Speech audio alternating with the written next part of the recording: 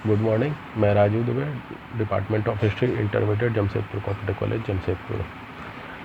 कल हम लोगों ने अभी तक देखा हड़प्पा सभ्यता के पुरातत्व के बारे में, हड़प्पा सभ्यता से संबंधित नगरों एवं उसके अस्तित्व के बारे में।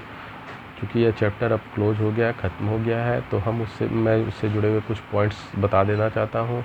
तो सबसे पहले भारतीय इतिहास का अगर कालखंड देखा जाए तो सबसे पहले आता है पूरा पाषाण काल। पूरा पाषाण काल को हम लोग 3 भागों में विभाजित करते हैं।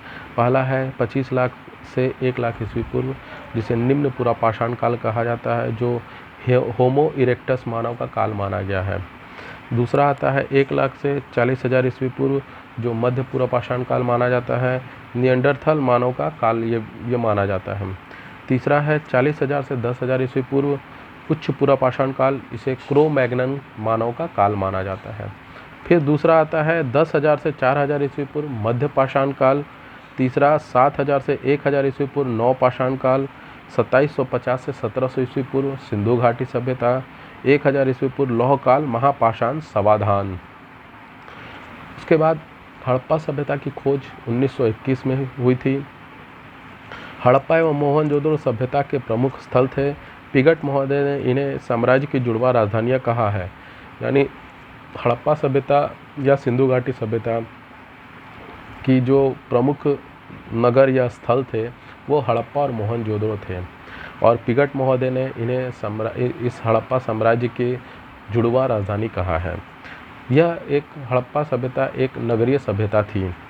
हड़प्पा सभ्यता का क्षेत्रफल 12,99,660 वर्ग किलोमीटर था।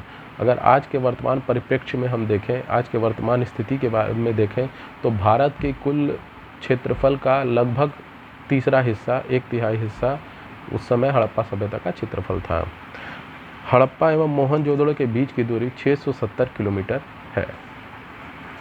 मोहनजोदड़ो में प्राप्त विशाल स्नानागार की लंबाई 11.88 मीटर, चौड़ाई 7.01 मीटर एवं गहराई 2.43 मीटर थी। स्नानागार का अर्थ है, अगर उसको हम लोग आज की भाषा में बात करें, अंग्रेजी भाषा में बात करें, तो बाथरूम उसको कहते हैं। हड़प्पा सभ्यता मिस्र, मेसोपोटामिया, क्रीट, ईरान एवं चीन आदि सभ्यताओं के समकालीन थी। हड़प्पा सभ्यता के समकालीन ये जो सभ्यताएं रही हैं, जो विश्व की सबसे प्राचीनतम सभ्यताओं में से मानी जाती है, जिसमें मिस्र, मेसोपोटामिया, ईरान, चीन और सिंधु घाटी या हड़प्पा सभ्यता को माना जाता है, ये सब एक दूसरे के समकालीन थी, यानी एक समय में ही ये लोग एक दूसरे के साथ थी। मोहनजोदड़ो सिंधी भाषा का एक शब्द है जिसका अर्थ होता है मृतकों का टीला। पुरातत्व संस्कृत भाषा का एक शब्द है जिसका अर्थ होता है पुरानी वस्तुओं का तत्व जानना, पुरानी वस्तुओं के बारे में जानना और उनकी रक्षा करना। 1875 में सर्वप्रथम हड़प्पाई मोहर पर कनिंघम की रिपोर्ट प्रस्तुत की गई।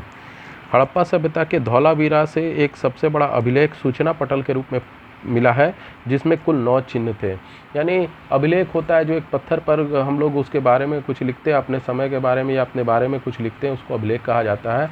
और वो धौलावीरा में मिला है, जिसमें 9 प्रकार के चिन्ह मिले हैं, एक सूचना पटल के रूप में। जैसे आज हम लोग नोटिस बोर्ड वगैरह देखते हैं, वैसे वो सूचना पटल के रूप में था। तो हमने अभी इस कुछ पॉइंट्स बताए हैं। अब मैं आपको थोड़ा एक सिंगल क्वेश्चन वाले कुछ क्वेश्चन बताता हूँ। हड़प्पा सभ्यता की खोज कब की गई? तो इसका आंसर होगा हड़प्पा सभ्यता की खोज 1921 में की गई। मोहनजोदड़ो की खोज किसने की थी? तो मोहनजोदड़ो की खोज राखलदास बनर्जी ने की थी। मोहनजोदड़ो का अर्थ क्या होता है? मोहनजोदड़ो का अर्थ होता है मृतकों का टीला। हड़प्पा एवं मोहनजोदड़ो के बीच की दूरी कितने हैं? तो हड़प्पा एवं मोहनजोदड़ो के बीच की दूरी है 670 किलोमीटर। गोदी का अस्तित्व कहाँ था? गोदी या डार्क यार्ड, आज की भाषा में डार्क यार्ड बोलते हैं उसको, जो बंदरगाह पे स्थित होता है, बंदरगाह के पास में या बंदरगाह के में ही स्थित होता है, उसको गोदी कहते हैं। तो गोदी का अस्तित्व लोथल में मिला है, जो कि वर्तमान में गुजरात के काठियावाड़ ज़िले में स्थित है। फारस की मोहरें कहाँ मिली है? तो फारस की मोहरें लोथल में मिली है। इसका कारण ये है कि लोथल जो था वो हड़प्पा सभ्यता का प्रमुख बंदरगाह था, वहीं से समुद्री मार्ग के द्वारा व्यापार वगैरह होता था।